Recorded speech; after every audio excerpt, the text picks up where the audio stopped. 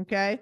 Now, tips for maintaining good credit. Okay. So now we're here. Started from the bottom. Now we're here. And now you want to maintain it. Okay. So here's a few tips. Like I said, there's a ton of tips. Get at me, schedule your consultation with me. I got y'all. And follow me on YouTube. Follow me everywhere. If you see me on the street, just ask me some questions. I got you. People do it all the time. But here's just 3.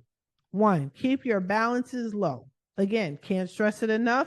I'm going to continuously repeat myself over and over again because some people just don't listen. But you want to keep your balances at 15% utilization or less, people. Okay.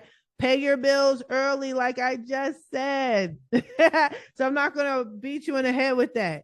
All right. But again, I just showed y'all payment history accounts for 35% of your credit score.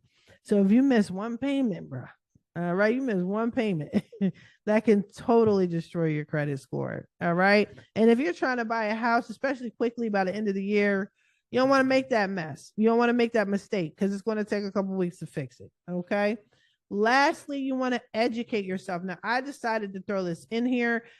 Here's why. I tell people all the time, I love being helpful. I love helping y'all so much, right?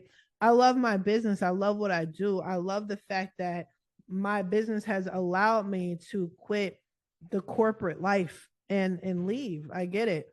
But as much as I love you guys paying for my services, I don't need y'all to be recurring clients. If you educate yourself while your credit is getting fixed during that 30-day window, okay, you can take the necessary preventative measures to not go through this again. Okay. Now you might have some additional questions, certain things you don't know. That's all well and good. But for the most part, educate yourself so you can continuously have good credit. It's not hard at all.